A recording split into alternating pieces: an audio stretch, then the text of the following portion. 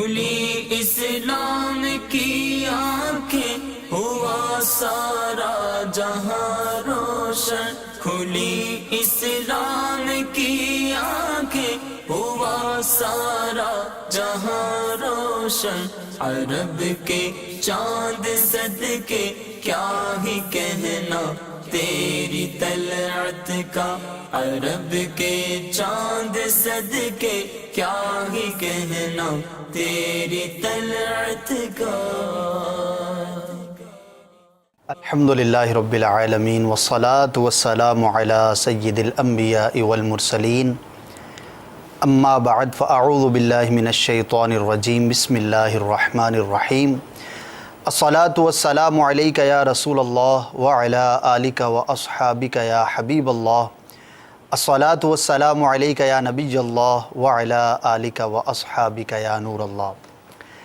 مدنی channel کے تمام ناظرین کو ایک مرتبہ پھر سلسلہ فیضان اسلام میں مرحبا کہتا ہوں، اور آج کا سلسلہ ویسے تو فیضان اسلام نام ہی سے ظاہر ہے، اسلام کا فیضان، لیکن آج ہم جو موضوع لے کر حاضر ہوئے ہیں آج کے دن کی مناسبت سے بھی بڑا ہی اہم اور خوبصورت موضوع ہے۔ انشاءاللہ اس کے بارے میں کچھ وضاحت میں عرض کروں گا۔ ابتداءً درود پاک کی ایک فضیلت اور بہت ہی پیاری فضیلت کہ جس کی فضیلت میں یہ روایت بیان کی گئی کہ جو شخص یہ درود پاک ایک مرتبہ پڑھ لے اس پر رحمت کے 70 دروازے کھول دیے جاتے ہیں، اور وہ درود پاک کیا ہے؟ صلی اللہ علی محمد۔ یہ کلمات آپ ادا کر لیں، اللہ تبارک و تعالیٰ کی رحمت کے 70 دروازے انشاءاللہ عز و جل کھول دیے جائیں گے۔ اللہ تبارک و تعالیٰ ہمیں یہ درود پاک اور ویسے دیگر درود پاک بھی کثرت کے ساتھ پڑھنے کی توفیق عطا فرمائے۔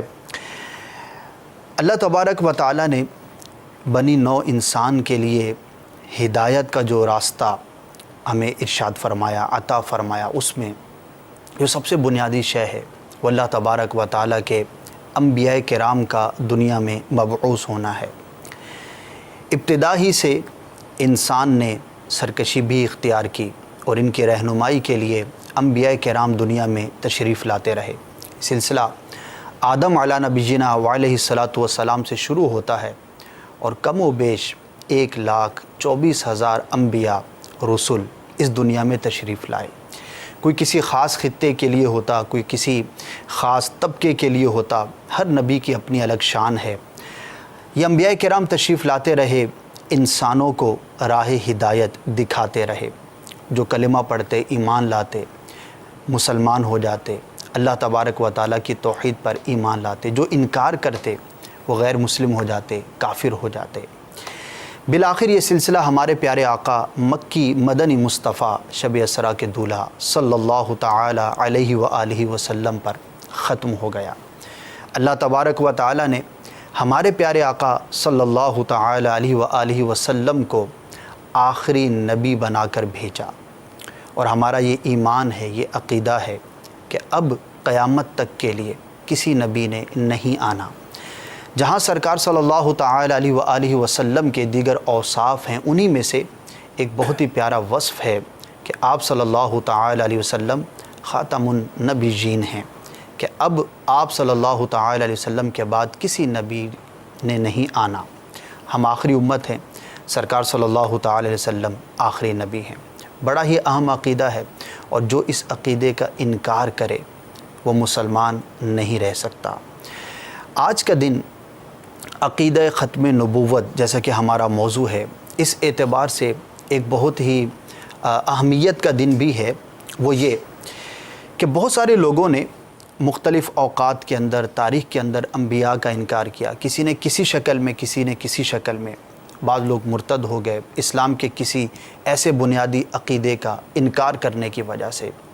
اسی میں سے بر صغیر پاک و ہند کی بات کی جائے تو یہاں پر ایک طبقہ ایسا پیدا ہوا کہ جنہوں نے بظاہر تو اسلام کا دعویٰ کیا، لیکن سرکار صلی اللہ تعالی علیہ وسلم کے خاتم النبیین ہونے کا اور جو ختم نبوت کا اسلام کا بنیادی عقیدہ ہے اس کا انکار کیا۔ اپنے طور پر باتیں کرتے رہے اور اپنی بات کو منانے کے لیے دلائل بھی دیتے رہے، لیکن علماء اہل سنت نے الحمدللہ ڈٹ کر ان کا مقابلہ کیا، ان کے غلط عقیدے کو، غلط تعویلات کو واضح کیا۔ 30 جون 1974 کو ہمارے ملک پاکستان میں ایک قرارداد پیش کی گئی کہ یہ جو خاص طبقہ ہے، جو خاص لوگ ہیں، عقیدہ ختم نبوت کا انکار کرنے والے ہیں، انہیں قانونی طور پر بھی اور آفیشلی نان مسلم ڈکلیئر کیا جائے۔ بالآخر یہ تحریک چلتی رہی اور 7 ستمبر 1974 کو قرارداد کے چند ماہ کے بعد جو ہے یہ باقاعدہ طور پر ایکسیپٹ کیا گیا، اس کو قانونی حیثیت دی گئی کہ وہ لوگ کہ جو ختم نبوت کا انکار کرتے ہیں وہ لوگ اب آفیشلی طور پر بھی اس ملک پاکستان میں غیر مسلم قرار دیے گئے۔ جی ہاں، آج کا دن اس حوالے سے دنیا بھر میں خاص طور پر پاکستان کے اندر جو ہے وہ منایا جاتا ہے۔ تو چونکہ فیضان اسلام ہمارا سلسلہ ہے اور اس میں ہم عقائد پر بھی بات کرتے ہیں، اعمال پر بھی بات کرتے ہیں، چونکہ بہت ہی بنیادی عقیدہ ہے، تو اس حوالے سے آج جو ہے ہم نے اپنے اس سلسلے کا موضوع ختم نبوت رکھا ہے۔ یہ عقیدہ کیا ہے، اس کے پیچھے کیا کانسیپٹ ہے، اور جو اس بارے میں غلط فہمیاں پھیلانے کی کوشش کی گئی اور جو یہ غلط قسم کے لوگ پیدا ہوئے، ان کے بارے میں انشاءاللہ عز و جل سوالات کو شامل کریں گے، اور مفتی صاحب الحمدللہ کرم فرمائے ہیں، ان سے جوابات حاصل کریں گے۔ مفتی صاحب، سب سے پہلے میں یہ پوچھنا چاہوں گا، امام اہل سنت اعلی حضرت رحمۃ اللہ تعالی علیہ کے زمانے ہی میں یہ فتنہ اٹھ چکا تھا پاک و ہند کے اندر، اس وقت تقسیم نہیں ہوئی تھی بر صغیر پاک و ہند کی، لیکن اس زمانے کے اندر یہ فتنہ اٹھ چکا تھا، اور اس کے جو ماننے والے تھے، اس کو جو شروع کرنے والے تھے، وہ اس زمانے کے اندر بھی پائے جاتے تھے۔ تو سب سے پہلے میں یہ چاہوں گا کہ ہمارے ناظرین کو اس بارے میں اپڈیٹ کیا جائے کہ اعلیٰ حضرت امام اہل سنت رحمۃ اللہ تعالی علیہ نے اس خاص عقیدہ ختم نبوت کے تحفظ کے لیے اور اس کے منکرین کے خلاف جو آپ نے کام کیا، آپ کی تحریرات اور جو بھی فتاویٰ ہیں، اس بارے میں آپ کیا ارشاد فرماتے ہیں؟ بسم اللہ الرحمن الرحیم۔ ختم نبوت کے سلسلے کے حوالے سے آج کا دن یعنی یوم ختم نبوت کے طور پہ منایا جاتا ہے۔ یوم ختم نبوت کہہ لیں یا یوم دفاع ختم نبوت، جی، جیسے ایک دن پہلے یوم دفاع پاکستان تھا، تو آج جو ہے وہ یوم دفاع ختم نبوت ہے۔ اس میں یہ ہے کہ چونکہ یہ مرزا قادیانی کے حوالے سے ہی یہ ساری تحریک چلی، تو 1908 کے اندر وہ مرا، اور اعلیٰ حضرت رضی اللہ تعالی عنہ کا ہی یہ زمانہ ہے کہ آپ کا وصال جو ہے اس کے بہت بعد میں ہوا، 1921 کے اندر۔ تو اب یہ ہے کہ اعلیٰ حضرت علیہ الرحمہ تو مجدد تھے، یعنی آپ کا ہم نام ہی یوں لیتے ہیں کہ مجدد دین و ملت، بے شک دین و ملت کو نئے سرے سے تازہ دم کر دینے والے، اس کی تجدید کرنے والے۔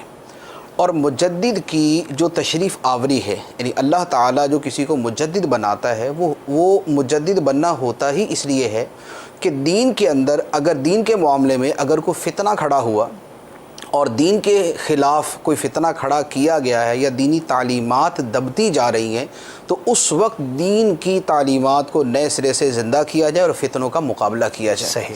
اعلیٰ حضرت علیہ رحمہ چونکہ 14ویں صدی کے مجدد تھے، اور آپ کے زمانے کے اندر یہ فتنہ پیدا ہوا، اور یہ فتنہ یعنی بدترین فتنوں میں سے ایک تھا کہ یہ دین کے جو بنیادی ترین عقائد میں سے ایک عقیدہ ہے ختم نبوت کا، اس کا انکار کیا گیا تھا۔ تو اس لیے اعلیٰ حضرت علیہ رحمہ نے اس پر اپنے فتاویٰ کے ذریعے اور اپنی کتابوں کے ذریعے اس کے اوپر کام کیا۔ ماشاءاللہ، آپ نے بہت ساری کتابیں بھی تصنیف فرمائیں۔ کچھ کتابیں تو اعلیٰ حضرت علیہ رحمہ کی وہ ہیں جو مطلقاً ختم نبوت کے بارے میں، یعنی قطع نظر اس کے کہ وہ قادیانی کے بارے میں ہے، وہ سوال کسی اور کے بارے میں ہے، لیکن اس پر اعلیٰ حضرت علیہ رحمہ نے کتاب تصنیف فرمائی۔ جیسے آپ کی بہت مشہور اور جو بہت بڑی کتاب ہے وہ ہے جزاء اللہ عدوہ بإبائہ ختم النبوہ، یعنی اللہ کا بدلہ اس کے دشمنوں کو ختم نبوت کا انکار کرنے پر۔ یہ ختم نبوت کے نام سے بھی یہ کتاب ملتی ہے، اور اس پورے نام کے ساتھ بھی چھپی ہوئی ہے، جزاء اللہ عدوہ بإبائہ ختم النبوہ۔ یہ مطلقاً جو ہے وہ ختم نبوت کے حوالے سے ہے، اور اس میں بھی کسی شخص کے حوالے سے ہی سوال ہے، اور اس کے اعلیٰ حضرت علیہ رحمہ نے جوابات ارشاد فرمائے۔ اسی طرح آپ کی ایک دوسری کتاب ہے جو احادیث مبارکہ کی روشنی میں ختم نبوت کے عقیدے کو بیان کرنے پر مشتمل ہے، ماشاءاللہ، اس کا نام ہے المبین ختم النبیین۔ ماشاءاللہ، یہ کتاب بھی آپ کی اسی حوالے سے ہے۔ صحیح۔ اور اسی طرح آپ علیہ رحمہ کی ایک اور کتاب ہے السوء والعقاب علی المسیح الکذاب۔ یہ پھر یہ قادیانیوں کے حوالے سے یہ سلسلہ شروع ہو جاتا ہے. اس میں ایک یہ کتاب ہے. اسی طرح جو اعلیٰ حضرت علیہ رحمہ کی مشہور کتاب ہے حسام الحرمین علی منحر الکفر والمین، اس کے اندر بھی قادیانی کا سب سے پہلے تذکرہ ہے اور اسی کے اوپر سب سے پہلے اس میں فتویٰ دیا گیا ہے. ٹھیک. اسی طرح اعلیٰ حضرت علیہ رحمہ کی ایک اور کتاب ہے قہر الدیان علی مرتد بقادیان، کہ قادیان کے اندر جو مرتد ہوا اس کے اوپر اللہ تعالیٰ کا قہر، قہر الدیان علی مرتد بقادیان. اسی طرح اعلیٰ حضرت علیہ رحمہ کی ایک اور کتاب ہے الجراز الدیانی علی المرتد القادیانی. ماشاءاللہ. یہ کتاب بھی قادیانی کے رد کے اوپر اور اس کے کفریات کے بیان کے اوپر ہی ہے. ماشاءاللہ. اسی طرح اعلیٰ حضرت علیہ رحمہ کے صاحبزادے مولانا حامد رضا خان علیہ رحمہ کی ایک بڑی پیاری کتاب ہے، بہت نفیس اور بڑی مدلل کتاب ہے الصارم الربانی، اس نام سے یہ کتاب ملتی ہے. یہ بھی قادیانی کے رد کے اندر ہے اور یہ عقائد کی وضاحت پہ بڑی خوبصورت کتاب ہے. اور مین اس کا عقیدہ وہی ہے حضرت عیسیٰ علیہ السلام کا آسمان پر اٹھایا جانا، زمین پر تشریف لانا اور ختم نبوت کا موضوع. تو یہ وہ کتابیں ہیں جو اعلیٰ حضرت علیہ رحمہ نے تصنیف فرمائی. پھر آپ کے شاگرد ہیں، آپ کے مریدین ہیں جنہوں نے بہت ساری کتابیں اس موضوع پر لکھی. پھر تحریک چل پڑی، پھر یہ تحریک چل پڑی اور پھر یہ اسی کا سلسلہ تھا کہ اعلیٰ حضرت علیہ رحمہ کے خلیفہ مولانا عبدالعلیم میرٹھی رحمۃ اللہ علیہ، پھر آگے ان کے صاحبزادے نے یہ تحریک چلائی اور اسی کے نتیجے کے اندر قادیانیوں کو جو ہے باقاعدہ قانونی طور پہ کافر قرار دیا گیا. تو باقی یہ کہ شرعی اعتبار سے تو جو جس دن ختم نبوت کا انکار کہ وہ اسی دن کافر ہے، اگرچہ جو ہے یہ یعنی 1974 کے اندر اس کا ڈکلیریشن جو ہے وہ ہوا، لیکن جو بھی ختم نبوت کا انکار کرے وہ کافر ہو، وہ کافر و مرتد ہے. ماشاءاللہ. بہت ساری کتابوں کا نام ہم نے سنا، امام اہل سنت اعلیٰ حضرت رحمۃ اللہ تعالی آپ کے شہزادے کے حوالے سے، اللہ تعالیٰ ہمیں پڑھنے کے بھی توفیق عطا فرمائے. مفتی صاحب یہ تو امام اہل سنت کے حوالے سے آپ نے وضاحت فرمائی اور یہ تحریک باقاعدہ طور پر یوں سمجھے کہ اسی زمانے سے شروع ہو چکی تھی. اب میں یہ چاہوں گا کہ آسان الفاظ میں، تاکہ ہمارے عوام جو اسلامی بھائی ہیں وہ سب سے پہلے اس چیز کو سمجھیں کہ عقیدہ ختم نبوت ہے کیا. ویسے تو ہر مسلمان کا عقیدہ ہوتا ہے لیکن اس کی کچھ وضاحت ہو جائے، اور دوسرا اس کی شرعی حیثیت کیا ہے کہ اگر کوئی شخص اس کا انکار کرتا ہے تو وہ کس درجے کا انکار ہے اور اب اس پر شریعت کا کیا قلم چلے گا.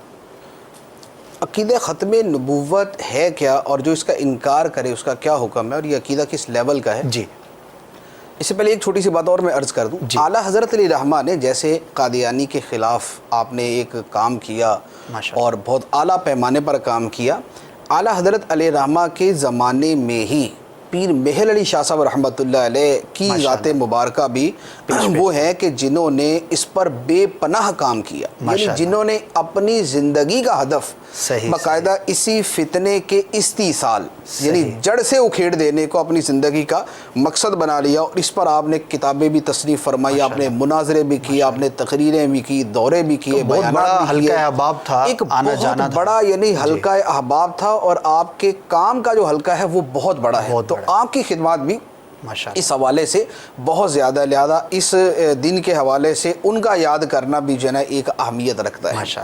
اب عقیدہ ختم نبوت، دیکھیں ختم نبوت کا مطلب یہ ہے کہ نبی کریم صلی اللہ تعالیٰ علیہ وآلہ وسلم اللہ تعالیٰ کے آخری نبی ہیں. ٹھیک. اور اب آپ کے بعد کوئی دوسرا نبی تشریف نہیں لائے گا. صحیح. نہ آپ کے زمانے میں کوئی دوسرا نبی ہو سکتا تھا، نہ آپ کے زمانے کے بعد کوئی دوسرا نبی ہو سکتا تھا. اور وہ جو دوسرا ہے نہ وہ نبی ہوگا، نہ وہ رسول ہوگا، نہ وہ نبی کی کوئی دوسری اصطلاح بنا کر اسے نبی قرار دیا جا سکتا ہے. جیسے قادیانیوں کا جو پرابلم تھا وہ یہی تھا کہ وہ ذلی نبی، بروزی نبی، تو وہ اس طرح کے جو ہے نا وہ صورتیں بناتے تھے. صرف ایک نبی کی قسم ہے جھوٹا نبی.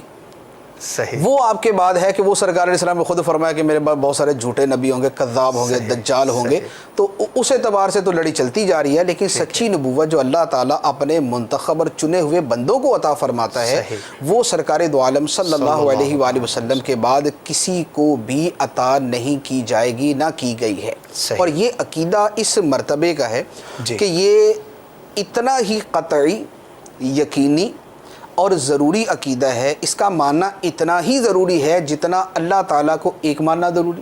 اچھا، جس طرح قرآن کو اللہ تعالیٰ کی کتاب ماننا ضروری، صحیح، جس طرح نبی کریم صلی اللہ علیہ وسلم کو اللہ تعالیٰ کا نبی ماننا ضروری ہے، صحیح، جتنا یہ ماننا ضروری ہے اتنا ہی نبی کریم علیہ الصلوۃ والسلام کو اللہ تعالیٰ کا آخری نبی ماننا ضروری ہے۔ لہذا جو اس کا انکار کرے گا وہ دین سے ایسے ہی خارج ہے جیسے اللہ تعالیٰ کے ایک ہونے کا انکار کرنے والا دین سے خارج ہے۔ یعنی کوئی ڈاؤٹ نہیں، کوئی اس کے اندر کوئی ڈاؤٹ نہیں ہے، یہ ہمیشہ سے مسلمانوں کا ایک قطعی یقینی جزمی ایمانی ایقانی اعتقادی یہ عقیدہ چلتا ہے ماشاءاللہ۔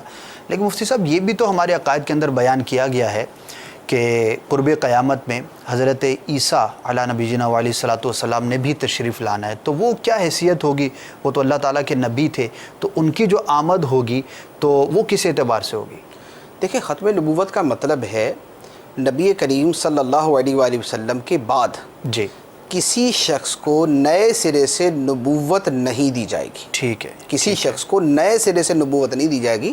حضرت عیسیٰ علیہ الصلوۃ والسلام پہلے سے رسول ہیں، ٹھیک ہے، آپ پہلے سے نبی ہیں، صحیح، تو آپ کا تشریف لانا یہ نہیں ہے کہ کسی نئے آدمی کو نئے سرے سے نبوت دے دی گئی، ٹھیک ہے، یہ وہ چیز نہیں بن رہی۔ صحیح، آپ علیہ الصلوۃ والسلام پہلے سے نبی ہیں جیسے اور بہت سارے نبی، بے شک، تو جیسے اور انبیاء کرام علیہم الصلوۃ والسلام اگر سرکار کی بارگاہ میں حاضر ہو جاتے صحیح، تو اس سے آپ کی آخری نبی ہونے پر تو کوئی فرق نہیں پڑتا۔ اسی طرح عیسیٰ علیہ الصلوۃ والسلام کی حیثیت ہے کہ آپ پہلے سے نبی ہیں، آپ کو نئے سرے سے نبی بن کر نہیں آئیں گے، اور پھر آپ کا آنا یوں بھی ہے کہ آپ حقیقتاً تو آپ نبی ہی ہوں گے، لیکن دوبارہ جو آپ کا قرب قیامت میں تشریف لانا ہے، جو ہمارا ایک بنیادی عقیدہ ہے کہ حضرت عیسیٰ علیہ الصلوۃ والسلام قیامت سے پہلے دوبارہ آسمانوں سے زمین پر تشریف لائیں گے، بے شک، اور اس کے بعد جو آپ کی بھی خدمات آپ نے سر انجام دینی ہے وہ دیں گے، تو اس میں یہ ہے کہ وہ سرکار علیہ الصلوۃ والسلام کے امتی بن کر تشریف لائیں گے۔ اچھا، ماشاءاللہ، یعنی وہ یہ نہیں ہوگا کہ وہ اپنی نبوت کے احکام جاری کریں گے، اپنی شریعت جو لے کر اپنی ان کی شریعت کے احکام تھے وہ جاری نہیں کریں گے،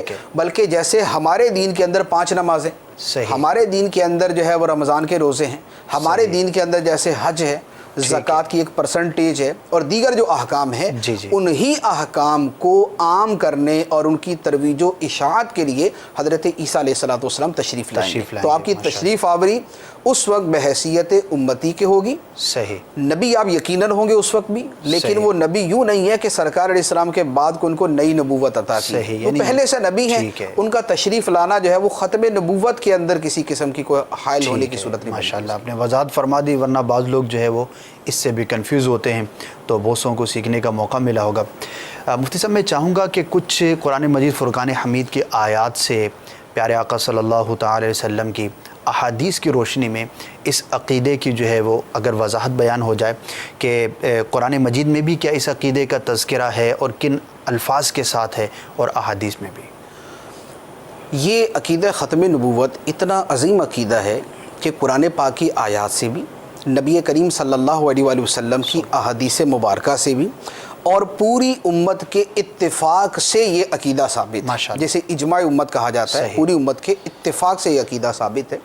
قرآن پاک کی بہت ساری آیات مبارکہ ہیں، جن میں جو مرکزی آیت ختم نبوت کے حوالے سے ہے وہ قرآن پاک میں ہے، ما کان محمد ابا احد من رجالکم ولکن رسول اللہ وخاتم النبیین، محمد تمہارے مردوں میں سے کسی کے باپ نہیں، لیکن اللہ کے رسول ہیں اور تمام نبیوں کے آخر میں تشریف لانے والے ہیں۔ تو یہ آیت مبارکہ بالکل واضح طور پہ سرکار دو عالم صلی اللہ علیہ وسلم کے ختم نبوت کو بیان کرتی ہے۔ دوسری بخاری شریف کی حدیث مبارک ہے، اور اس کے علاوہ بھی دیگر جو احادیث کی کتابیں ہیں ان میں موجود ہے کہ نبی کریم صلی اللہ علیہ وآلہ وسلم نے ارشاد فرمایا کہ میری مثال اور مجھ سے پہلے انبیاء کی مثال ایسی ہے کہ جیسے کسی آدمی نے ایک محل بنایا، صحیح، اور اس محل کو دیکھنے کے لیے لوگ جو ہے وہ اس کا چکر لگاتے ہیں اور اس کے حسن اور خوبصورتی پر تعجب کا اظہار کرتے کہ بڑا خوبصورت محل ہے، لیکن فرمایا کہ اس محل کے ایک کونے میں ایک اینٹ کی جگہ خالی ہے، صحیح، تو لوگوں کو تعجب ہوتا ہے کہ اتنا خوبصورت محل ہے لیکن اس میں ایک اینٹ خالی چھوڑی ہوئی، صحیح، تو فرمایا کہ قصر نبوت کی وہ آخری اینٹ میں ہوں، سبحان اللہ، کہ میرے آنے کے بعد نبوت کا یہ محل مکمل ہو چکا ہے، صحیح، اب مزید گنجائش اب اس کے اندر گنجائش نہیں ہے۔ اب گنجائش کی صورت یہی ہے نا کہ یا تو پہلی اکھیڑ دی جائے، صحیح، اور دوسری لگائی جائے، یا لگی کے اوپر دوسری لگا کے بدنما کر دیا جائے۔ تو اب دوسرے نبی کا آنا یا تو یوں ہے کہ پہلے کوئی معزول ہو تو اس کی جگہ دوسرا آئے، یا معاذ اللہ دوسروں کے اوپر ایک بدنمائی کے طور پہ کوئی اور لگا دیا جائے۔ تو یہ اب ان میں سے کوئی صورت نہیں ہے۔ تو سرکار دو عالم صلی اللہ علیہ وآلہ وسلم نے واضح طور پہ فرما دیا کہ فَأَنَا الْلَبِنَ، وہ آخری اینٹ میں ہوں، وَأَنَا خَاتَمُ النَّبِيِّينَ۔ اسی طرح ایک دوسری حدیث سے مبارک ہے، نبی کریم صلی اللہ علیہ وآلہ وسلم نے ارشاد فرمایا، متعدد حدیثیں ہیں جن کے اندر متعدد گنتی بیان کی گئی ہے کہ مجھے دوسرے نبیوں پر 6 وجہ سے فضیلت عطا کی گئی، یعنی 6 خصوصیات مجھے ایسی عطا کی گئی جو کسی اور نبی کو عطا نہیں کی گئی۔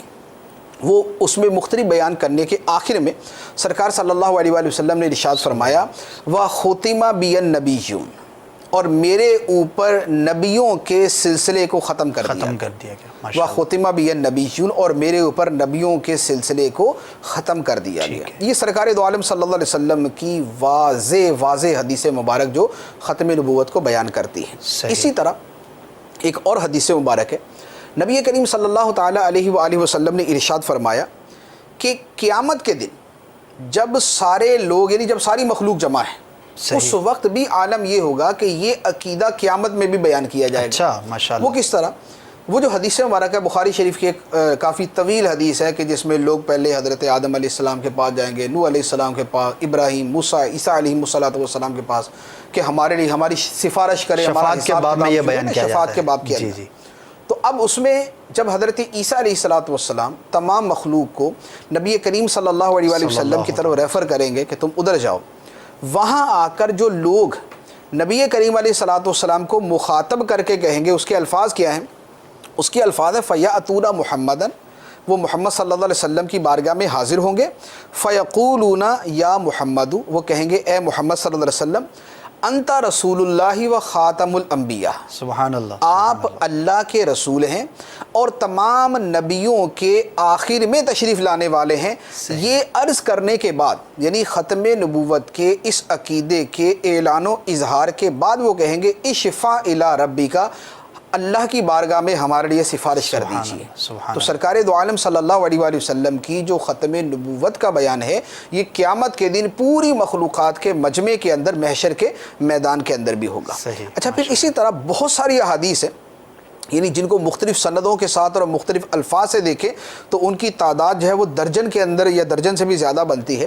نبی کریم علیہ السلام نے اس میں اپنے اسماء مبارکہ بیان کیے، یعنی میرا نام جو ہے محمد ہے، احمد ہے، میرا نام جو ہے وہ حاشر ہے، یہ بہت سارے نام بیان کیے۔ ان میں چند نام وہ ہیں جو باقاعدہ ختم نبوت پر دلالت کرنے والے ہیں۔ جیسے ان میں ایک نام ہے، سرکار علیہ السلام نے اپنا نام مبارک بیان فرمایا مقفع۔ مقفع کا مطلب ہے جو سب سے آخر میں تشریف لانے والا، سب کے پیچھے تشریف لانے والا ہے، یہ بھی آپ کی ختم نبوت پہ دلالت کرنے والا۔ ایک اس میں نبی کریم علیہ السلام نے ارشاد فرمایا انا العاقب، میں عاقب ہوں۔ عاقب کا مطلب بھی اس حدیث مبارک کے اندر، جن حدیثوں میں یہ لفظ ہے ان میں ہے نبیوں کے آخر میں تشریف لانے والا، جو سب نبیوں کے آخر میں تشریف لائے۔ تو آپ کا نام مبارک مقفع، وہ بھی ختم نبوت کو بیان کرتا ہے۔ آپ کا نام مبارک عاقب، یہ بھی ختم نبوت کو بیان کرتا ہے۔ اور اس کے ساتھ آپ نے اپنا خود نام آخر النبیین، خاتم النبیین، آخر الانبیاء اور خاتم، محض خاتم، یہ سارے کے سارے الفاظ، آخر النبیین آخری نبی، خاتم النبیین آخری نبی، خاتم الانبیاء آخری نبی، یہ ان میں ہر لفظ کے اوپر جدا جدا احادیث مبارک ہیں۔ تو یہ ساری احادیث مبارکہ بھی نبی کریم علیہ السلام کی ختم نبوت کو بیان کرتی ہیں۔ تو اس طرح کی بہت ساری احادیث مبارک ہیں، اس کی تفصیل دیکھنی ہے تو پھر اعلیٰ حضرت علیہ الرحمہ کی جو کتاب میں نے شروع میں عرض کی، جزاء اللہ عدوہ بِإِبَاءِ ختم النبوہ، اور دوسری کتاب المبین ختم النبیین، ان کتابوں کا اگر مطالعہ کیا جائے تو یہ ساری حدیث ان الفاظ کا بھی بیان ہے وہاں پر، کتنے واضح الفاظ کے اندر، اور کس طرح ماشاءاللہ کثرت کے ساتھ جو ہے اس عقیدے کو بیان کیا گیا۔ اللہ تعالیٰ ہمیں توفیق خیر عطا فرمائے۔ مفتی صاحب، اس کا مطلب یہ ہوا کہ جب سرکار صلی اللہ تعالیٰ علیہ وآلہ وسلم کے بارے میں ہمارا یہ عقیدہ ہے کہ آپ صلی اللہ تعالیٰ علیہ وآلہ وسلم انبیاء میں سب سے آخری نبی ہیں، اور ہر نبی کی ایک امت ہوا کرتی ہے، تو اس پیرائے کے اندر کیا ہم یہ سمجھ سکتے ہیں، کہہ سکتے ہیں کہ پھر ہم آخری امت ہیں؟ یقینی طور پہ کہہ سکتے ہیں، قطعی طور پہ کہہ سکتے ہیں، کہ جب نبی کریم صلی اللہ علیہ وآلہ وسلم آخری نبی ہیں جی، تو آپ پر نازل ہونے والی کتاب صحیح، اللہ کی کتابوں میں سے آخری کتاب ٹھیک ہے، قرآن ٹھیک پاک، ہے، اور آپ کی امت جو ہے وہ امتوں میں سے آخری امت ہوگی۔ صحیح صحیح، اور اسی طرح آپ نے جو مسجد جو ہے وہ تعمیر فرمائی، مسجد نبوی شریف، جی، یہ نبیوں کی مساجد میں سے آخری مسجد ہوگی۔ سبحان اللہ، سبحان اس لیے باقاعدہ حدیث مبارک کے اندر صحیح، نبی کریم صلی اللہ علیہ وسلم نے مسلم شریف کی حدیث مبارک ہے، ارشاد فرمایا کہ میں آخری نبی ہوں اور میری مسجد آخری مسجد ہے۔ اچھا، آخری مسجد سے مراد کہ نبیوں نے جو مسجدیں اپنی بنائی ان میں سے آخری مسجد، صحیح، ورنہ مسجد صحیح، آج بھی بنتی۔ ٹھیک ہے، ٹھیک ہے، اسی طرح جو آخری امت ہونے کے حوالے سے ہے، یہ بھی حدیث مبارک کے اندر ماشاء ابن ماجہ کی حدیث مبارک ہے، نبی کریم صلی اللہ علیہ وآلہ وسلم نے ارشاد فرمایا کہ میں آخری نبی ہوں اور تم، یعنی صحابہ کو مخاطب کر کے فرمایا کہ تم وانتم آخر الامم، تم صحیح، امتوں میں سے آخری امت، آخری امت، تو لہذا ہم ٹھیک آخری ہے، امت ہیں، ہماری صحیح، کتاب آخری کتاب ہے، ہمارا ہے، دین اور شریعت آخری دین اور شریعت ہے، اور ہمارے آقا کریم صلی اللہ علیہ وسلم کی مسجد جو ہے وہ نبیوں کی مسجدوں میں سے آخری آخری مسجد ہے۔ مسجد ہے۔ جب سرکار صلی اللہ تعالی علیہ وسلم آخری نبی ٹھہرے تو وہ خصوصیات جو آخری نبی ہونے کے اعتبار سے ہیں، جیسے مسجد کا آپ نے بیان کیا، امت کا بیان کیا، وہ بھی سب اس کے اندر جو ہے وہ شامل ہو جائیں گے۔ کتنا خوبصورت یہ تصور ہے اور کتنے فضائل کی باتیں ہیں، اور اسی ہمارے آقا صلی اللہ تعالی علیہ وسلم کے صدقے سے اس آخری امت کو بہت سارے فضائل بھی ملے۔ اس موضوع پر بھی بہت سارے جو ہے وہ کلام لکھے ہیں علماء کرام نے کتابوں کے اندر، اس امت کے فضائل بھی بیان کیے گئے۔ واقعی حقیقت تو یہ ہے کہ ہم جو کچھ بھی ہیں، ہمیں جو کچھ بھی ملا، ہمیں اپنے آقا صلی اللہ تعالی علیہ وآلہ وسلم کے صدقے سے ہی ملا۔ ہمیں آپ کا جو ہے وہ شکر گزار بھی ہونا چاہیے۔ سرکار صلی اللہ تعالی علیہ وسلم کی پیروی کرنا، آپ صلی اللہ تعالی علیہ وسلم کی شریعت پر عمل کرنا یقیناً ایک تو ہمارا فرض ہے، ہمارا عقیدہ ہے، ایمان ہے، اور اس پیرائے سے دیکھیں کہ جب کسی کے صدقے میں کسی کا احسان ہوتا ہے تو اس کی احسان مندی یہ بھی ہوتی ہے کہ اس کی پیروی کی جائے۔ اللہ تعالی ہمیں پیارے آقا صلی اللہ تعالی وسلم سے حقیقی اور سچی محبت نصیب فرمائے کہ اتنے فضائل جو ہے وہ آپ صلی اللہ تعالی وسلم کے صدقے ہمیں نصیب ہوئے۔ مفتی صاحب، یہ تو ہو گیا قرآن کی روشنی میں، حدیث کی روشنی میں وہ الفاظ، وہ مفاہیم، وہ روایات کہ جس میں سرکار صلی اللہ تعالی وسلم کا آخری نبی ہونا بیان کیا گیا۔ اچھا، بکثرت روایت ہیں کہ جن میں سرکار صلی اللہ تعالی علیہ وسلم نے ارشاد فرمایا کہ اگر میرے بعد کوئی نبی ہوتا تو فلاں ہوتا۔ فاروق اعظم رضی اللہ تعالیٰ عنہ کے بارے میں جیسے کہ روایت ہے، مشہور بھی ہے۔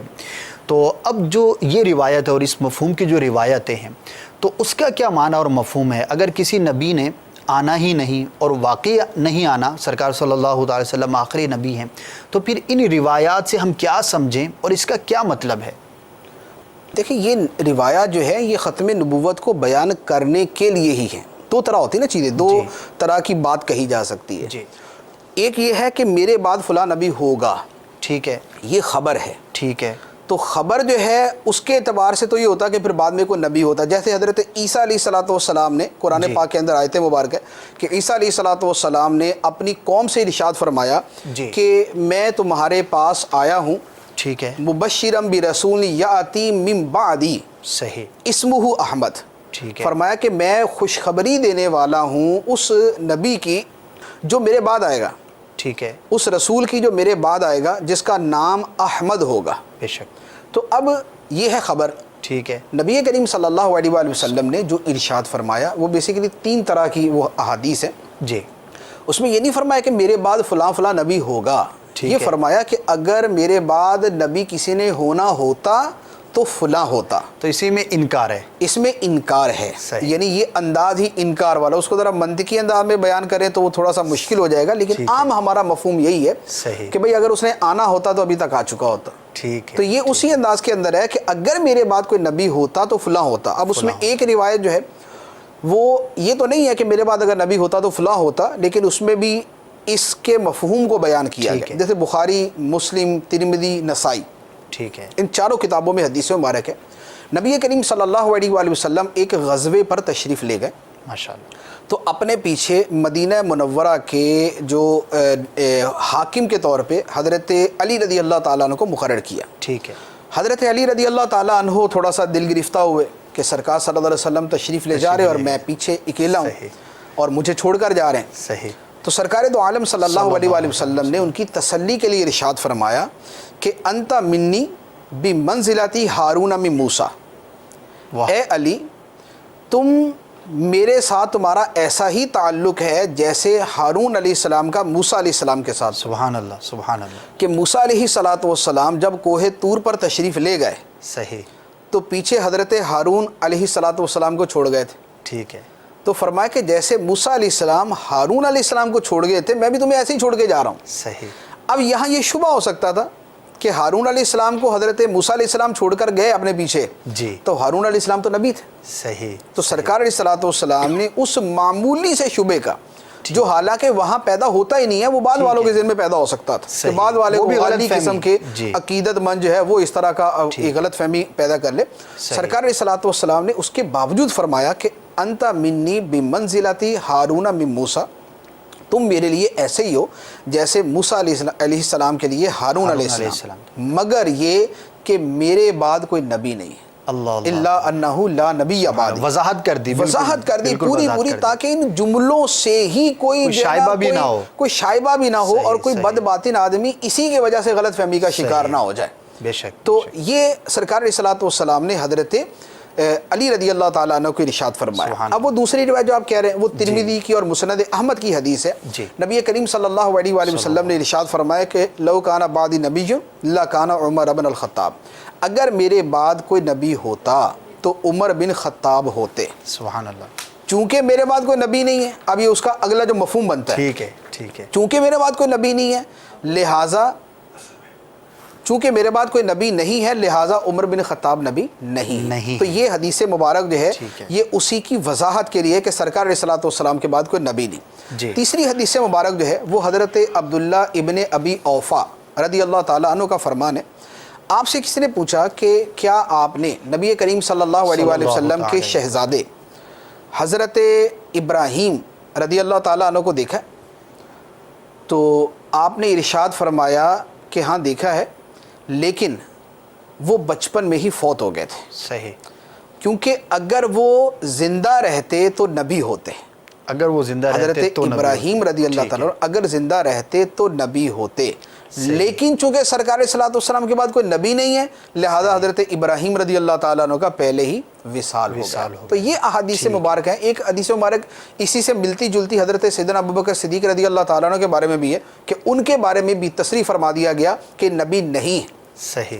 یعنی کائنات کے اندر جن لوگوں کی عادات، جن کے خصائل اور جن کا مزاج، جن کی طبیعت نبوت کے رنگ میں سبحان اللہ اور نبوت کے نور کے ساتھ انتہا درجے کے منور تھے۔ صدیق اکبر رضی اللہ تعالیٰ عنہ کا مزاج دیکھیں تو حضرت ابراہیم علیہ السلام کے مزاج کے ساتھ ملتا ہے، صحیح، نرم دل بہت زیادہ۔ حضرت عمر فاروق رضی اللہ تعالیٰ عنہ کو دیکھیں تو آپ کا مزاج مبارک حضرت موسیٰ علیہ السلام کے ساتھ ملتا ہے۔ سبحان اللہ۔ حضرت علی رضی اللہ تعالیٰ عنہ کو دیکھیں تو آپ کا جو مزاج مبارک ہے وہ حضرت عیسیٰ علیہ السلام کے ساتھ بہت زیادہ ملتا ہے کہ اس میں زہد بہت زیادہ تھا ماشاءاللہ۔ اور عمر فاروق رضی اللہ تعالیٰ عنہ میں اشداء علی الکفار والا وصف بہت زیادہ تھا۔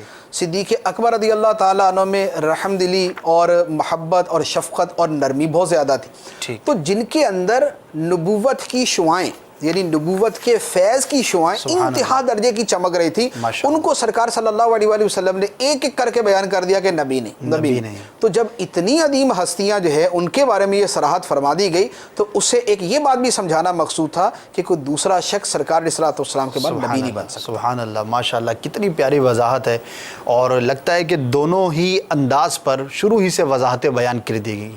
ایک تو وہ وضاحت ہے کہ سرکار صلی اللہ تعالی وسلم آخری نبی ہیں، اور پھر اس کے بعد بھی تصریح جو ہے جن لوگوں کے بارے میں شائبہ ہو سکتا تھا کہ کہیں ان کو لوگ نبی نہ سمجھیں یا ان کے بارے میں ایسا ذہن نہ رکھیں، ان کا جب انکار آ گیا تو جب صحابہ کرام اور خلفائے راشدین جن کے دن رات، اور آپ نے جو بڑی پیاری وضاحت فرمائی کہ ان کے مزاج جو ہے وہ بعض انبیاء کے مزاج سے بہت قریب تھے، ان کے فیضان سے بہت بڑا حصہ انہوں نے پایا، تو ان کے بارے میں بالخصوص یہ کہہ کر ہمیشہ کے لیے دروازہ ہی بند کر دیا گیا کہ جب یہ نبی نہیں ہیں تو اس کے بعد جو ہے وہ کسی کے بارے میں کیسے یہ عقیدہ رکھا جا سکتا ہے، کیسے یہ کہا جا سکتا ہے۔ تو وہی بات ہے کہ اتنا واضح عقیدہ ہے، اتنا وضاحت کے ساتھ قرآن و حدیث کے اندر یہ ساری چیزیں بیان کی گئیں کہ اب کوئی جو ہے وہ اس کا انکار کیسے کرے؟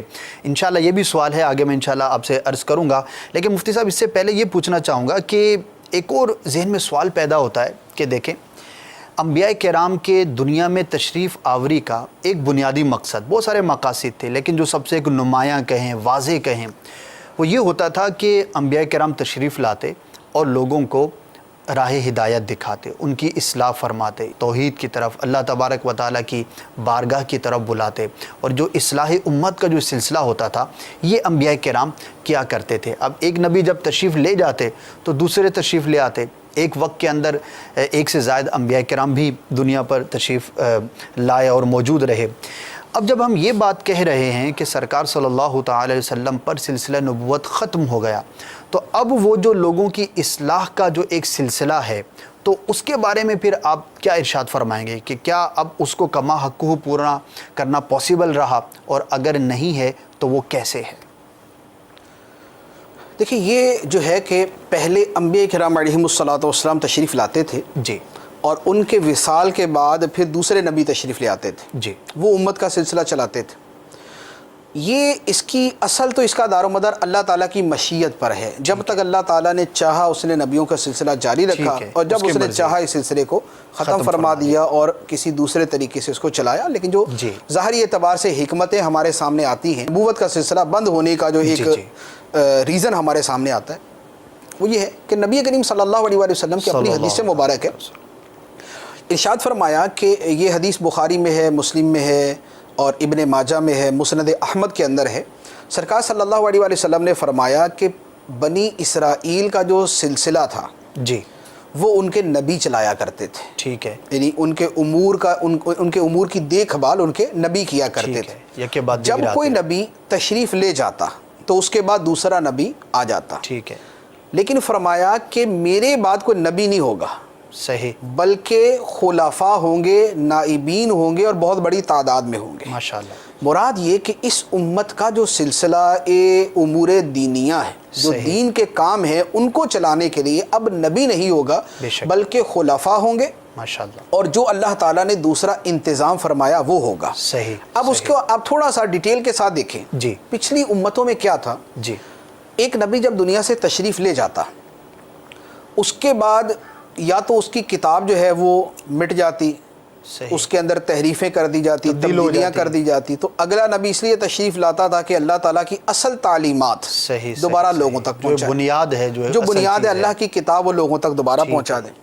یا یہ ہوتا تھا کہ پہلے نبی کی تعلیمات ایسی ختم ہو جاتی تھیں کہ اب ان کو کوئی اپنی یاداشت کے اوپر نئے سرے سے ریوائیو نہیں کر سکتا تھا کہ وہ لوگوں کے سامنے دوبارہ پیش کر دے، تو اللہ تعالیٰ نبی ہی کو دوبارہ بھیج دیتا تھا، کسی اور نبی کو بھیج دیتا تھا، اور وہ ان تعلیمات کو دوبارہ وحی کے ذریعے زندہ کر دیتا تھا۔ ماشاءاللہ، مثال کے طور پہ زبور شریف تھی، اب زبور کا ہمیں دنیا میں نام ہی ملتا ہے، صحیح، کتاب کہاں پر ہے، کیا کتاب میں لکھا ہوا ہے ہمیں نہیں پتا۔ جی، حضرت ابراہیم علیہ السلام پر بھی کتابیں نازل ہوئی، آپ پر بھی صحیفے نازل ہوئے، قرآن پاک کے اندر ہے، صحف ابراہیم و موسیٰ، ٹھیک ہے۔ ابراہیم علیہ السلام کی وہ کتابیں کہاں پر ہیں کسی کو نہیں پتا۔ موسیٰ اور عیسیٰ علیہ السلام پر اللہ تعالیٰ نے تورات اور انجیل نازل فرمائی، بے شک، وہ تورات اور انجیل کہاں پر ہے کسی کو پتہ نہیں ہے، بعد کے لوگوں نے دونوں کو مکس کر کے انجیل اور بائبل بنا لی، صحیح، صحیح، بائبل کے نام سے بنا لیا۔ اب اس کے اندر عہد نامہ قدیم، عہد نامہ جدید کر کے اس کو دو حصے کر دیے کہ یہ موسیٰ علیہ السلام اور ان کے بعد والے نبیوں کی ہیں، اور یہ عیسیٰ علیہ السلام کی ساری باتیں ہیں۔ صحیح، لیکن ان کتابوں کے اندر جو مضمون ہے، بائبل موجودہ جو بائبل ہے، جی، اس کے اندر اگر اس کا مطالعہ کریں، میں نے خود پوری بائبل میں نے پڑھی ہے، صحیح، اس میں ایسی ایسی باتیں ہیں کہ جن کا تصور بھی نہیں کیا جا سکتا کہ یہ اللہ تعالیٰ کا کلام ہوگا یا اللہ تعالیٰ کی کتاب ہوگی۔ یعنی نبیوں کے بارے میں اس طرح کی باتیں لکھی ہوئی ہیں کہ علمان والحافظ، وہ اللہ تعالیٰ کا کلام یا اللہ کی کتاب نہیں ہو سکتا۔ لہٰذا اب جب دنیا میں کوئی کسی نبی کی مکمل تعلیم یا مکمل کتاب بلا تحریف، بلا تبدیلی، بلا تغیر کے موجود نہیں ہوتی تھی تو اگلا نبی تشریف لے آتا۔ ٹھیک، ٹھیک۔ اب آپ آ جائیں سرکار دو عالم صلی اللہ علیہ وسلم کی ذات مبارکہ کی طرف۔ نبی کریم صلی اللہ علیہ وسلم پر قرآن پاک نازل ہوا، تو کیا قرآن پاک دنیا سے ختم ہو گیا؟ نہیں، قرآن بعینہ لفظ بلفظ حرف بحرف نقطہ بنقطہ آج موجود ہے۔ الحمدللہ۔ جیسا قرآن اللہ تعالیٰ نے لوح محفوظ سے پہلے آسمان پر پہلے آسمان سے مدینہ منورہ مکہ مکرمہ نازل کیا، وہی قرآن پاک بعینہ اسی شکل و صورت میں انہی الفاظ کے ساتھ آج ہمارے سامنے موجود ہے اور پوری دنیا کے اندر موجود ہے۔ صحیح۔ تو جب اللہ تعالیٰ کی کتاب بعینہ موجود ہے تو نیا نبی کیوں آئے گا؟ ماشاءاللہ، بڑی کتاب پیاری تو بات۔ موجود ہے اللہ تعالیٰ کی۔ ایک اب آ جائے نبی کی تعلیمات۔ صحیح۔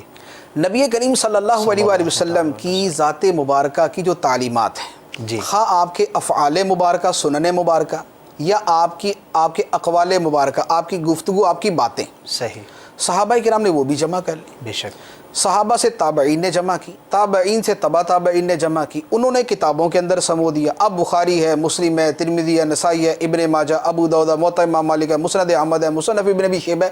اب حدیث کی کتابوں کی ایک پوری فہرست ہے ماشاءاللہ، کہ جس میں دین اسلام کی وہ تمام تر تعلیمات جو نبی کریم صلی اللہ علیہ وآلہ وسلم نے ارشاد فرمائی یا کر کے دکھائیں، سبحان اللہ، وہ سب جمع کر دی گئی۔ ماشاءاللہ۔ مفتی صاحب، یہ بھی ایک خصوصیت ہے نا، جس طرح سے کہ سرکار صلی اللہ تعالی وسلم کے اقوال اور افعال کو ہمارے صحابہ کرام نے جو ہے وہ جمع فرمایا، اس ایسا طرح پہلے سے کسی نبی کے ساتھ نہیں کسی ہوا، نبی کے ساتھ، اسی لیے پھر دوسرے نبی تشریف لاتے تھے۔ جی، چونکہ نبی کی تعلیمات جو ہے وہ یوں منضبط نہیں ہوتی تھی تو پھر دوسرے نبی تشریف لاتے تھے۔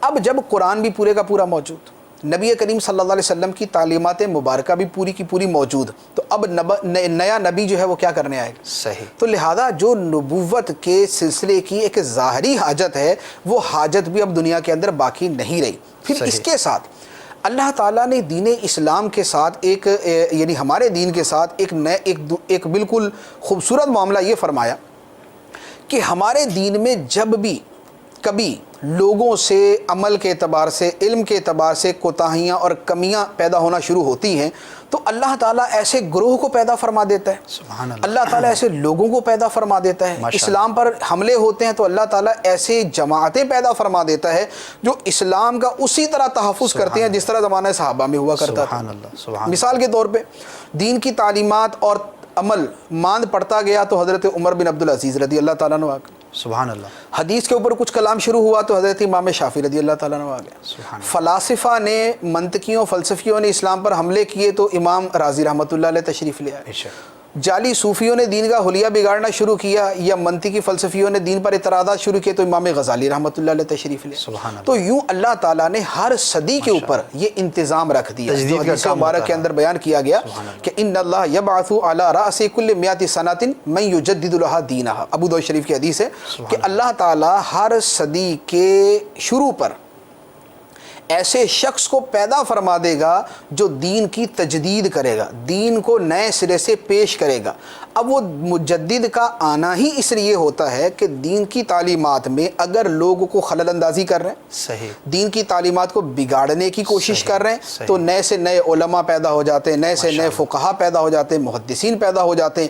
تو اب دنیا میں کہیں بھی اسلام کی تعلیمات کو تبدیل کرنے کے لیے، فتنہ پیدا کرنے کے لیے کوئی تحریک کھڑی ہوتی ہے، اس کے مقابلے میں 10 تحریکیں دوسری کھڑی ہو جاتی ہیں۔ اب جیسے اس کی یہی مثال جس پر ہم کلام کر رہے ہیں، ختم نبوت والی، جی جی، ختم نبوت کا انکار پہلے بھی ہوا، لیکن جتنے بڑے پیمانے پر اور جتنے منظم انداز میں اور دنیا کی حکومتوں نے مل کر اس فتنے کو پروان چڑھانے کی کوشش کی، صحیح صحیح صحیح، وہ یہ جو ہے وہ قادیانی فتنہ جو ہے یہ ہوا، صحیح، لیکن اس کا مقابلہ کتنے بڑے پیمانے پر ہوا ماشاءاللہ، کہ اس کا مقابلہ بھی یہ ہوا کہ دنیا کے جس ملک کے اندر ختم نبوت کا کوئی منکر پہنچتا ہے، وہیں پر ختم نبوت کا دفاع کرنے والا پہنچا ہوا ماشاءاللہ ماشاءاللہ۔ ادھر وہ کوئی کتاب لکھتے ہیں اس کے انکار کے اوپر اور اس میں شبہات پیدا کرنے کے لیے، اس کے مقابلے کے اندر علماء اور مسلمان کھڑے ہو جاتے ہیں اس کا جوابات دینے کے لیے۔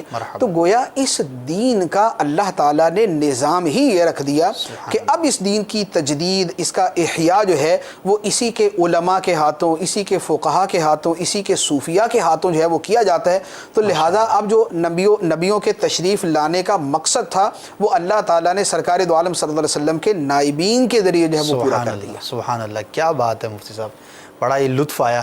اور واقعی یہ سعادت بھی ہے کہ سرکار صلی اللہ تعالی وسلم کی دین کی، اسی لیے مبلغین کی، علماء کی اہمیت اور یہ سب کچھ بیان کیا جاتا ہے قرآن و حدیث میں، جو فضائل بیان ہوئے کہ اب چونکہ نبی نے نہیں آنا تو اس امت کا جو بیڑا ہے اس کو پار لگانے کا جو صحرا ہے وہ علماء کے ہاتھ ہے۔ اللہ تبارک و تعالی نے سلامت رکھے۔ اور واقعی میرے پیارو میٹھے اسلام میں یہ جو بات بار بار بیان کی جاتی ہے، علماء کی جو ہے وہ فضیلت بیان کی جاتی ہے، تو یہ دین کی بقا کے لیے ایک بنیادی امر ہے، بنیادی شے ہے۔ اور کتنی وضاحت کے ساتھ جو ہمارا سوال تھا مفتی صاحب سے کہ اب چونکہ نبی نے نہیں آنا تو اصلاح امت کا سلسلہ کیسے جاری و ساری رہے گا، تو اس کی وضاحت میں آپ نے سنا کہ اللہ تبارک و تعالیٰ اپنے پسندیدہ بندوں کے ذریعے، اولیاء کے ذریعے اور بالخصوص علماء جو خدمات کرتے ہیں، اور اس کی بھی وضاحت آپ نے سنی۔ اللہ تبارک و تعالیٰ ہمیں اس طبقے کے ساتھ وابستہ رہنے کی توفیق عطا فرمائے۔ ان کی محبت جتنی زیادہ ہمارے دلوں میں ہوگی تو انشاءاللہ عز و جل ہمارا ایمان، ہمارا عقیدہ، ہمارے اعمال، پورے کا پورا جو دین ہے انشاءاللہ عز و جل اس کی حفاظت کا بھی سلسلہ رہے گا۔ اللہ تعالیٰ میں علماء کی برکتیں حاصل کرنے کی توفیق عطا فرمائے۔ مفتی صاحب، اتنا واضح عقیدہ اور یہ ساری چیزیں جو آپ نے بیان فرمائیں، اس کے باوجود بھی ایک کا تو تذکرہ ہم کر ہی رہے ہیں آج، اس کے علاوہ بھی کیا اس طرح کے لوگ پیدا ہوتے رہے اور ان کی تاریخ کیا ہے کہ جنہوں نے نبوت کا اعلان کر دیا اور گویا کہ ختم نبوت کے عقیدے سے انکار کرتے رہے اور نبوت کے دعویٰ دار جو ہے وہ پیدا ہوتے رہے؟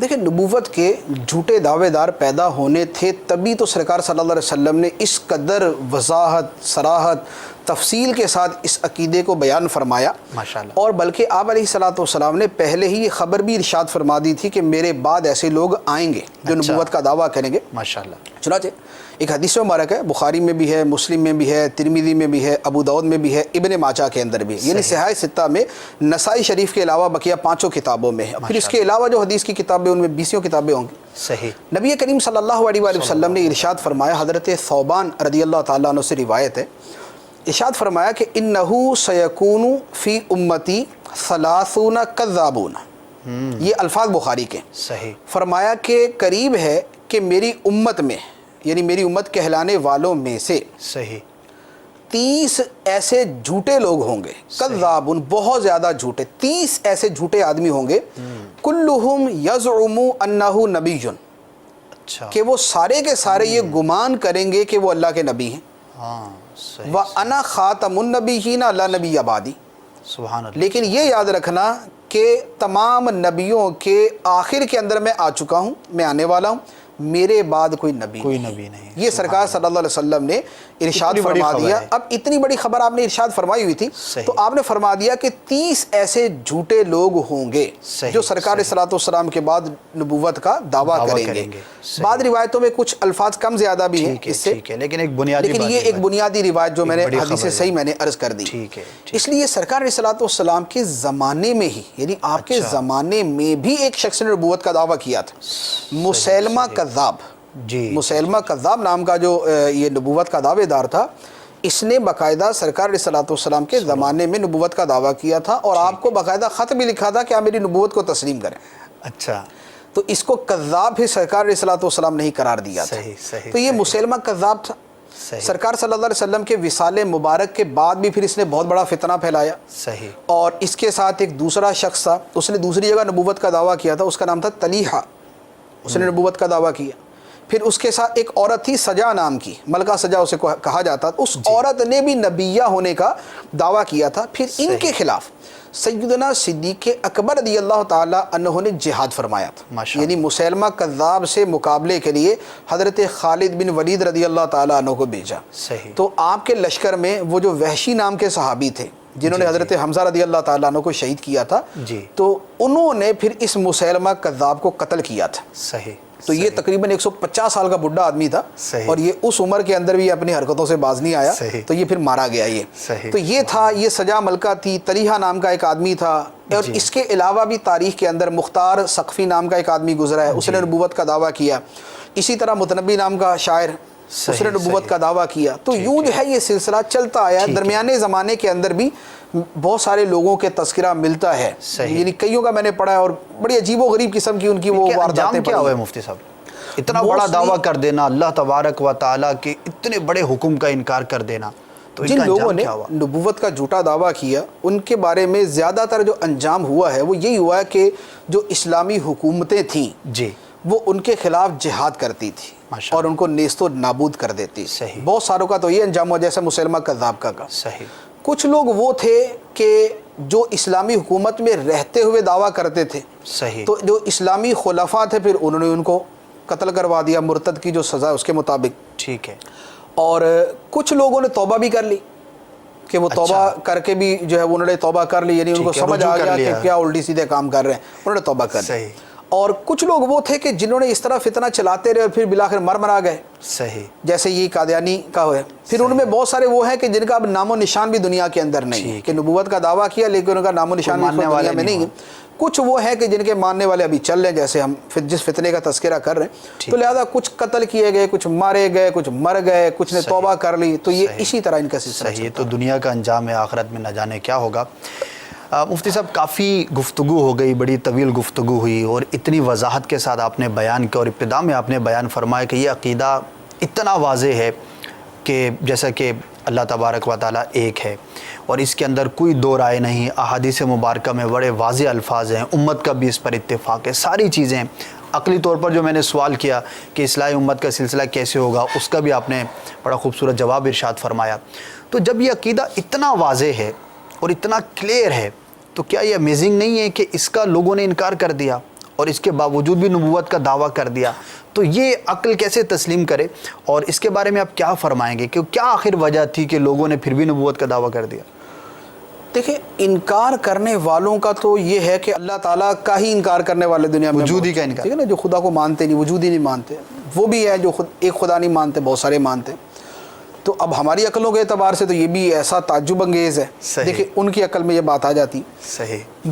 بنیادی طور پر جو اس کی وجوہات ہیں اس میں بہت زیادہ تو یہ دیکھنے میں آیا کہ نفسانی خواہشات, اچھا, اور ذاتی مفادات, اچھا, یہ بھی ایک بہت بڑا فیکٹر تھا جو نبوت کا دعویٰ کرنے والوں کے پیچھے تھا. کیونکہ جو شخص نبوت کا دعویٰ کر لے گا اور اس کے ماننے والے بھی ہوں گے, صحیح, تو اب وہ سچا نبی تو زہد و تقویٰ کی زندگی بھی گزارتا ہے, لذات سے کنارہ کشی بھی اختیار کرتا ہے, جی, اور وہ جو ہے وہ کم پر گزارا بھی کرتا ہے, وہ اللہ کی راہ میں بے پناہ تکلیفیں بھی برداشت کرتا ہے. جی, سچے نبی کا تو یہ مرحلہ ہوتا ہے. جی, جھوٹے نبی کو یہ ہوتا ہے کہ چلو کھانے پینے کو ملے گا, موجیں ہو جائیں گی, لوگ آگے پیچھے پھریں گے, جناب کشتے وشتے چلیں گے سارے, تو وہ ان چکروں کے اندر ہوتے ہیں. جیسے اب قادیانی کی اگر وہ زندگی پڑھیں, میں نے اس کے اوپر پوری کتاب پڑھی ہے, تو وہ سوائے یعنی مرغیاں کشتے, فلاد کا کشتہ, فلاں کا کشتہ, ان سے نیچے وہ بات ہی نہیں کرتا تھا. صحیح.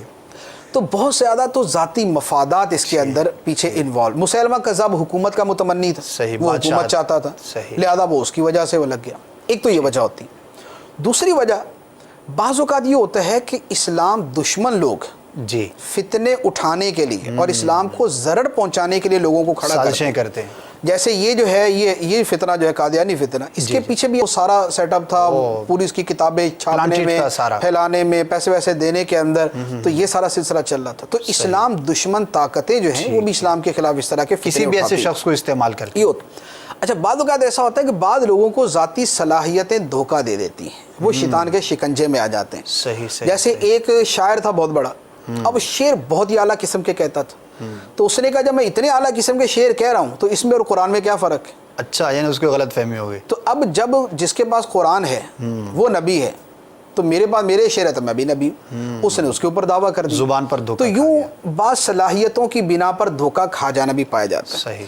اچھا, بعض کے ساتھ مسئلہ ہوتا ہے یہ مرغی ورگی کا, اچھا, یعنی باقاعدہ دماغی امراض, نفسیاتی امراض, نفسیاتی مریض ہوتے ہیں, نفسیاتی مریض ہوتے ہیں. صحیح. کیونکہ نفسیاتی مریض جیسے ہمارے نہیں, آپ دیکھتے کہ حاضری ہوئی ہے, جی جی جی, کہ جناب اس کے اندر جو ہے نا وہ کوئی آ کے بول رہا ہے, تو جو آ کے اس کے اندر جن بول رہا ہے, اگر اس کو آگے یہ بول دے تو نبی ہے, تو جن کو کیا مسئلہ ہے بولنے میں. صحیح. تو بات یہ بھی ہوتا ہے, ٹھیک ہے, نفسیاتی مریض ایسے ہوتے ہیں جیسے دماغی خشکی بہت زیادہ ہو جائے نا, تو آدمی کو لائٹیں نظر آنا شروع ہو جاتی. صحیح. یہ میں آپ کو حقیقت عرض کر رہا ہوں. صحیح. اس کو چمک نظر آنا شروع ہو جائے گی, اس کو آسمان پہ تجلیات سی نظر آنا شروع ہو جائیں گی.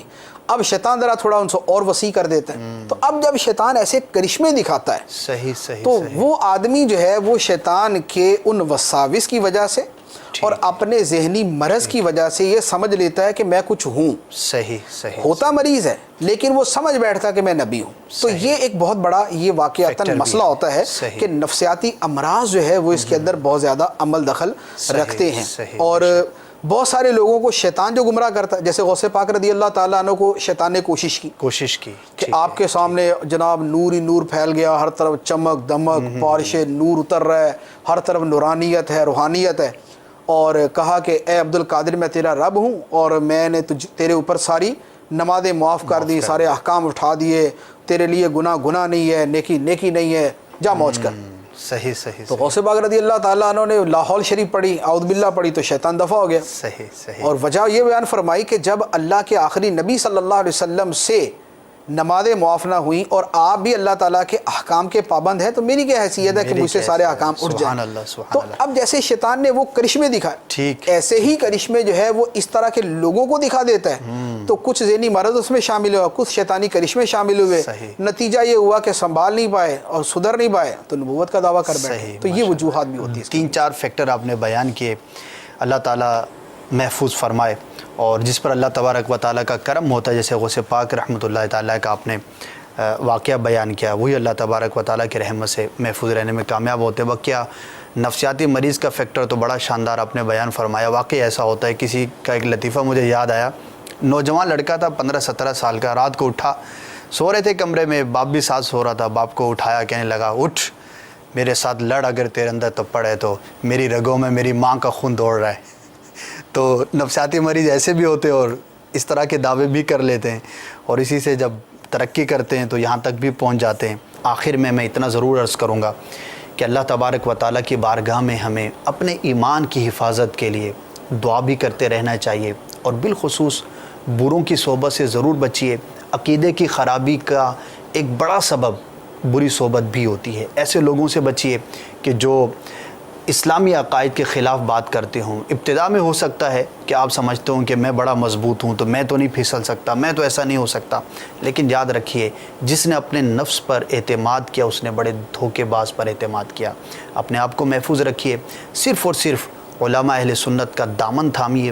اور اگر نیت کر لیں کہ آج جو مفتی صاحب نے کتابوں کے نام بیان کیے ہیں اور اس موضوع پر اور بھی علماء اہل سنت کی کتابیں موجود ہیں، تو چونکہ موقع ہے تو موقع ہوتا ہے، جذبہ بھی ہوتا ہے اور اس کے متعلق بندہ پڑھنے میں کامیاب بھی ہو جاتا ہے. تو اس موضوع پر، اس عقیدے کی وضاحت پر جو آپ پڑھ سکیں، جتنا آپ پڑھ سکیں، امام اہل سنت کی کتابیں ہیں، شہزادہ اعلی حضرت کی، اسی طرح اور بھی کتابیں جو اس موضوع پر تحریر کی گئی ہیں، انہیں حاصل کیجئے، انہیں پڑھیے، اپنے بچوں کو، اپنے گھر والوں کو بھی اس کی تعلیم دیجیے. اللہ تبارک و تعالی ہم سب کا ایمان محفوظ رکھے اور ایمان پر جو ہے وہ خاتمہ عطا فرمائے. مدنی چینل آپ کے ساتھ رہے گا. میں آپ سے اجازت چاہتا ہوں، مدنی چینل دیکھتے رہیے. انشاءاللہ اسی طرح کی بڑی ہی پیاری پیاری باتیں، حکمت بھری علم دین سیکھنے کا آپ کو موقع ملے گا. اللہ کرم ایسا کرے تجھ پہ جہاں میں، اے دعوت اسلامی تیری دھوم مچی ہو. آمین بجاہ النبی الامین صلی اللہ تعالی علیہ وسلم. صلو علی الحبیب صلی اللہ تعالی علی محمد. کھلی اسلام کی آنکھیں، ہوا سارا جہاں روشن. کھلی اسلام کی آنکھیں، ہوا سارا جہاں روشن. عرب کے چاند صدقے کیا ہی کہنا تیری طلعت کا. عرب کے چاند صدقے کیا ہی کہنا تیری طلعت کا.